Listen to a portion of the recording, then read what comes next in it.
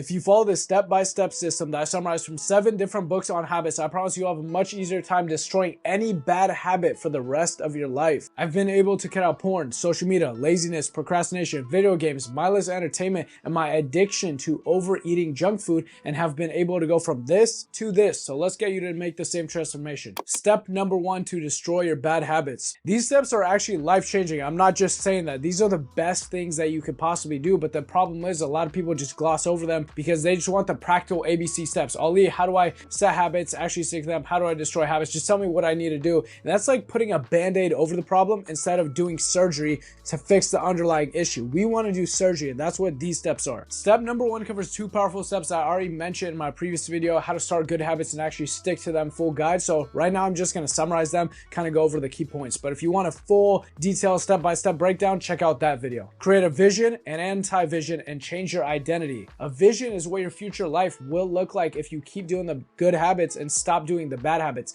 It's the possible ideal future for yourself. It's you sitting in Bali making 100K per month, looking jacked, looking shredded, taking your shirt off and just feeling super confident in the way you look. It's your lifestyle. Your anti-vision is what's going to happen if you keep doing the bad habits and never do the good habits. It's your worst possible life that you could possibly want. It's being full of regret at 80 because you lived this life. So it could be being overweight at 40, 50 years old, working paycheck to paycheck at McDonald's and never have living the life you want to. You're addicted to porn, you're addicted to social media, and you just sit there and feeling completely insecure, and you look at social media and you see all your friends are living their dream lives and you're just sitting there full of regret. So that vision and anti-vision is going to serve as motivation whenever you're stuck between the decision where you're like, dude, I really want to do this bad habit and I know I should just ignore it, but I really want to do it. And you feel the cravings are so powerful. This vision and anti-vision come in. Instead of thinking about the craving, you start thinking about your vision and your anti-vision. You're like, oh wait, if I do this, that's what my life is going to end up like, and that's what my life is not going to end up like, and I want the opposite. And you're going to use the motivation from this. It changes your emotional state to the point where you're like, dude, I'm not doing this bad habit. And then your identity change is powerful, because if you keep telling yourself, oh dude, I'm addicted to junk food, I'm addicted to cravings, I'm addicted to this food, I can't eat healthy, I've never been healthy, my entire family's fat, so that means I can't be fat. You have some of these underlying beliefs inside your own brain that you don't think you have, but we need to go down there, rewire and unprogram those beliefs if you want to make change. Because if you want to start eating healthy, but deep down you believe that you're always going to be a fat person, it's going to be very hard to stick to new habits and destroy your old bad habits. Step number 2 out of 10 to destroy your bad habits. So all your habits, whether good or bad, whether in the morning or at nighttime, whenever they are throughout your life, are formed through a cue, a craving, a response, and a reward. Let's take a bad habit like checking social media way too often, for example. The cue is the internal or external trigger that reminds you of the bad habit. Since for the past 2 to 3 years you've been addicted to social media, you've never let yourself be bored and constantly stimulated yourself through every time you're bored, let me check my phone. Your boredom has now become the internal trigger to check social media. An external cue could be an example of you just scrolling through your phone and then you seeing the Instagram or the TikTok logo and you're like, oh yeah, TikTok, my addiction to TikTok, let's click on that. The craving is the desire you have to do the habit to get the reward. So it's the actual emotion you feel, which is the dopamine being released into your bloodstream to motivate you to do the habit again. Once you see the TikTok logo, you don't process it consciously, you're not aware of it, but subconsciously your brain knows if you click that app, you're going to be rewarded with stimulation. The response is the actual behavior you do. So for this example, it's you checking the TikTok app, clicking on it, and then moving from video to video. And the reward is the satisfaction that you get from taking the behavior. So this is the dopamine hit. This is the fast-paced stimulation. This is the cute girls. This is the guys with aesthetic bodies that you're like, dude, I wish I looked like that. That's how all your habits are formed. You sense the cue, you feel the craving, you do the behavior, and you're satisfied with the reward. Now that you understand this, we can move on to the 4 laws of behavior change when it comes to destroying your bad habits. So step number 3. This one's so obvious, I guarantee you're not doing it right now. When I wanted to stop my social media addiction, people were like, oh yeah, just set a timer for 15 minutes a day and don't go overboard. And dude,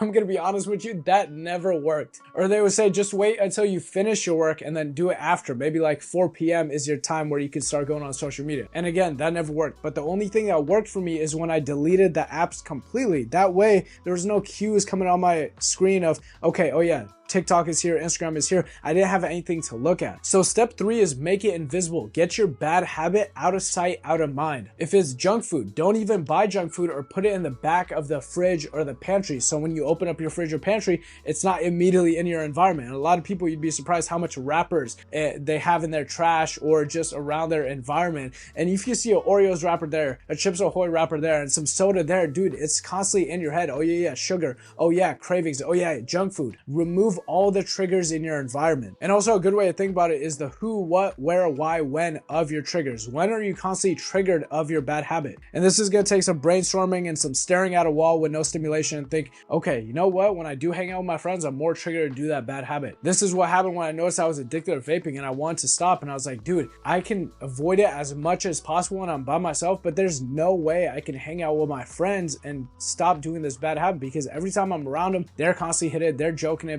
joking back and forth, and I see them hitting this nicotine, and then my craving comes out of nowhere to hit the nicotine, and I'm that annoying friend that says, hey dude, can I hit your vape? Can I hit your vape? And then I also noticed that whenever I had free time by myself throughout the day, that's when my mind would think, oh yeah, you can go hit nicotine right now. So I noticed that it was these two things, my friends and free time, that I had to avoid if I really want to destroy this bad habit. And I know it sucks and it's not what you want to hear, especially when it's your friends. Jim Rohn said you are the average of 5 people you surround yourself with. And if you want to destroy this bad habit and all your friends are still doing that bad habit, it's going to be very hard for you to stop. Step number 4 out of 10 to destroy your bad habit. Whatever habit that you have right now that you want to destroy, how can you make yourself hate doing that habit? And it's usually done by rewiring your mindset around it. When you think of eating junk food or checking social media, your primal brain automatically thinks of the pleasure that it's going to get from it, the satisfaction that it will get. What if starting today, you forcefully affirm to yourself, you remind yourself, oh yeah, if I do this habit, yeah, it's going to feel good, but what about all the negative aspects of it? What about my anti-vision? Well, yeah, I'm bored right now and I want to check social media because, you know, I'm going to be satisfied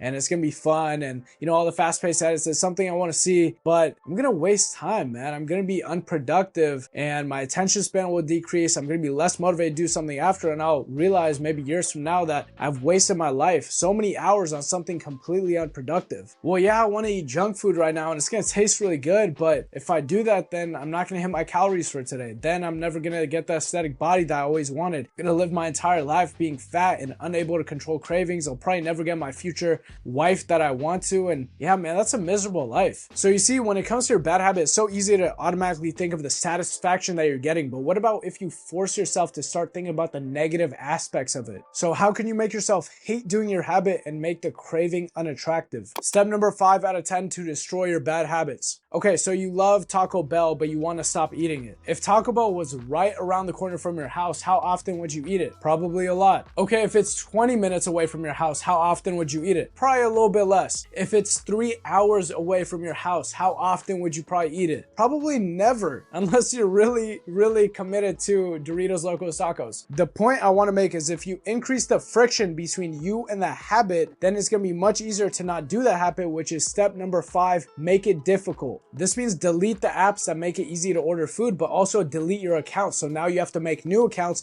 if you want to order food again. This means turn your phone completely off, delete your social media accounts entirely, or just leave your phone in your car. Because yeah, when you're working, the trigger for the bad habit is going to come up, but if your phone's all the way in your car, downstairs, past the garage, you got to go down an elevator to get it, you're just going to be like, fuck dude, I don't want to do that. Remove your credit cards from Apple Pay or Android Pay or Google Pay, whatever you Android motherfuckers got. Leave your debit or credit cards at home and just take $20 with you and maybe leave that in your car. Whatever the bad habit is, I want you to think of ways to increase the friction. How can you make it more difficult? Get creative with this. Come up with ideas. Everybody has a lazy side of them, and if you make it really hard to do the bad habit, you're probably not going to do it. Step number 6 out of 10 to destroy your bad habits. All right, let's cut right to the chase. Step number 6 is to make the bad habit, the reward of it, make it unsatisfying. This is difficult to do with bad habits because that's why we do them in the first place, because they're so satisfying, right? The way you could do this is by creating consequences that did not exist before. Make a bet with your friend that you have to pay him $500 if you do not lose 4 pounds by the next month. Tell yourself you'll run 5 miles if you do the bad habit again. Tell yourself you'll sell all your video games if you go over 10 hours per week. Join a community where everyone keeps each other accountable, because if you have an accountability partner, at the end of the week, you have to tell him to his face, oh yeah, man, you know that good habit and the bad habit I said I was going to do and avoid, I couldn't do it. That humans have a primal need for social approval. And when you get that disapproval and he looks at you like,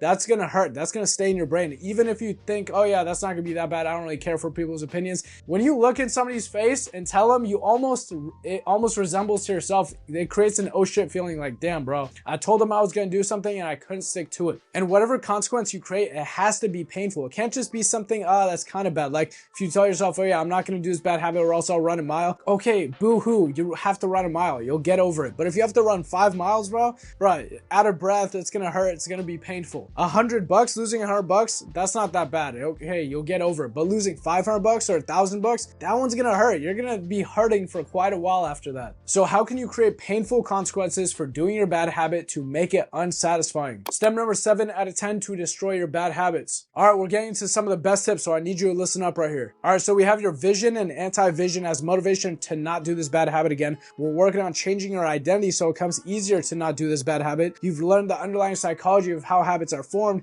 and how we can make it incredibly hard to do your bad habit. So there's no reason why you can't destroy this habit right now, but we'll make it even better by being intentional. If you tell yourself that you're gonna stop eating junk food or start to be healthier, you're lying to yourself, bro. You know for a fact that you're not gonna stop eating junk food. So what we can do is set a time and a place and be more specific when it comes to destroying this bad habit. I should start using social media less because I will stop using social media for 30 days, and then after 30 days I'm going to introduce it back into my life, but only after 4 p.m. after I finish all my work, and I'm going to limit it to about an hour per week. I will stop eating junk food because I can only have 3 junk food meals per week, and that's Friday, Saturday, and one other day of my choosing, but all my other meals throughout the week, they're going to be healthy meals. Everybody wants to quit their bad habits, but nobody actually does it, because if you fail to plan, you're planning to fail. And that's why you need to be intentional and specific. Do you guys like my hand signals? I like my hand signals. I've been told that Middle Eastern people have a lot of hand signals. Step number 8 out of 10 to destroy your bad habits. This tip is important because no matter how perfect you think you are, bro,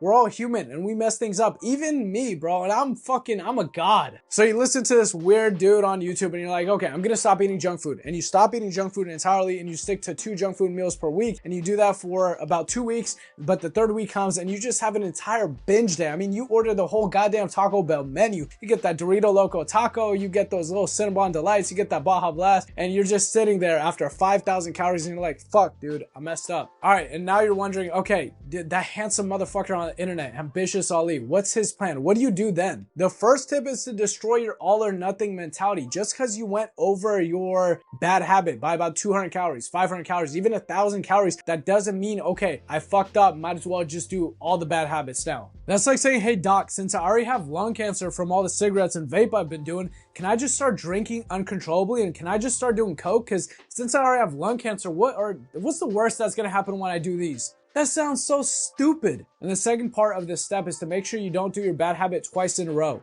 Because once you eat junk food when you're not supposed to, twice in a row, maybe 2 times in the same day, the next day when you wake up, you're gonna have those hunger cravings, and it's gonna be so much harder to stick to your healthy habits. So that's how we prepare for failure. Destroy your all or nothing mentality and make sure you don't do your bad habit twice in a row. Step number 9 out of 10 to destroy your bad habits. This tip is important because practically everyone does this wrong. Imagine your friend comes up to you and is like, dude, this diet plan you gave me sucks. I could only stick to it for 7 days, and then I gave up on the 8th day because it was too hard. And you're like, well, dude, how was your diet before? And he's like, oh, well, I was eating junk food every day. I didn't really have a diet plan in place. And you're like, well, what? You couldn't even eat healthy food for a day, and my diet I gave you, you could stick to for 7 days. You made 700% improvement, and you're saying it didn't work? And he's like, well, when you put it like that, it makes a lot more sense. And you're like, you're stupid, bro. Why are you even my friend? This logic can be easily seen in other people, but we don't notice it on ourselves because sometimes we're very hard on ourselves. That's why step number 9 is to make sure you measure progress and not perfection. If you're trying to quit social media and you decide that it's not good for your health and your brain is being fried and you're like, dude, I'm trying to quit this, I delete all the apps, and then you find yourself after 7 days, you go back to them. And then you quit for 14 days and you go back to them. And then you quit for 30 days and then you go back to it. That's not failure. That's called progress. Oftentimes when you're in that journey, you're like, dude, I just can't seem to quit it. Why can't I quit it? But you don't see how much you're improving little by little. You fall into a trap a lot of people do where they're like, dude, I wasn't able to cut down to 155 pounds. I only got to 160. And your friend might be like, dude, what the fuck? You start at 180, you got down to 160, and you're mad because you can't get down to 155. Look at those 20 pounds that you lost. So make sure you measure progress and not perfection, because it's really going to help you out a lot, keep you supported. Make sure you're not feeling miserable throughout this long journey of quitting your bad habits. I mean, it took, honestly, bro, it took me 3 years, from 20 years old to 23 years old, to be able to quit pornography and video games and junk food and laziness and procrastination, to the point where I can finally say, dude, I'm not addicted to any of the bad habits anymore. Step number 10 to destroy your bad habits. If you don't do this right, you're going to go right back to your bad habit and you'll actually never be able to quit them. I know this entire video has been about quitting your bad habits, 10 steps to cut your bad habits. I'm the perfect master in telling you how to quit your bad habits, but guess what? You can't actually quit your bad habits. You can only replace them. Meaning that you don't just stop eating junk food, you replace it with healthy food. You don't just stop watching TV and being lazy and procrastinating, you replace it with a book. And some of these habits are easy to see that, oh, obviously you will replace them, but you would be surprised with a lot of people that come home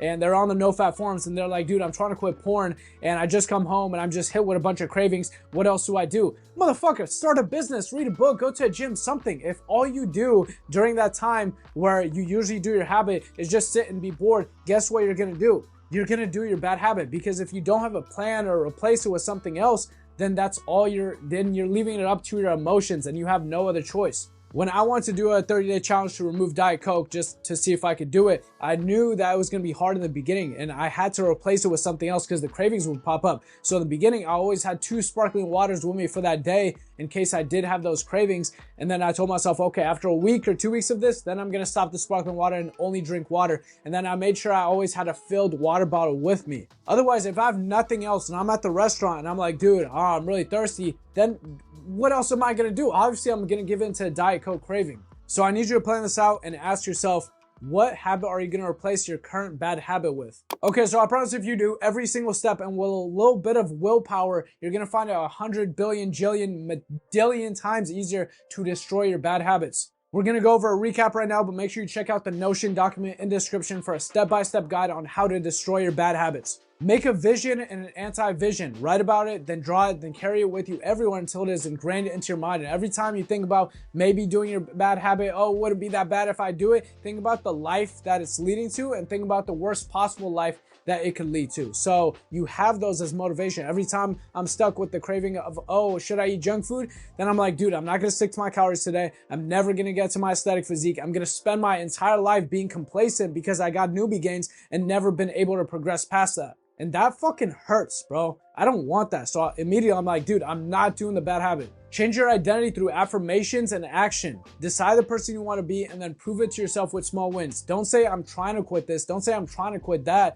Tell yourself I am healthy. I do have high willpower. I'm disciplined. I can do anything I set my mind to. I can quit any bad habit. You've learned the underlying psychology of how habits form. Cue, craving, response, reward. For the bad habit that you're thinking of right now, how can you make the cue invisible, out of sight, out of mind? How can you make the craving unattractive by rewiring your mindset? How can you make the response harder to take? How can you increase the amount of friction between you and the habit? And then how can you make the bad habit unsatisfying? Yes, it's going to be very satisfying because it's a bad habit. That's why we do them. But how can you create a consequence around that habit? Be intentional. Set a plan to avoid doing that habit. If you don't set a plan, it just comes and you're overwhelmed with the cravings and you don't have something to replace it with or something else to do with that time or little baby steps that you're taking, you're just going to give in to your emotions. Prepare for failure with 2 actions. If you do the bad habit, that's okay. Destroy your all or nothing mentality when it comes to bad habits and you're like, oh, I already did them a little bit. Might as well just binge completely. No, just accept that you messed up and then keep moving forward, pick yourself back up, and make sure you don't do your bad habit twice in a row because then you're going to start losing momentum. Make sure you measure progress and not perfection.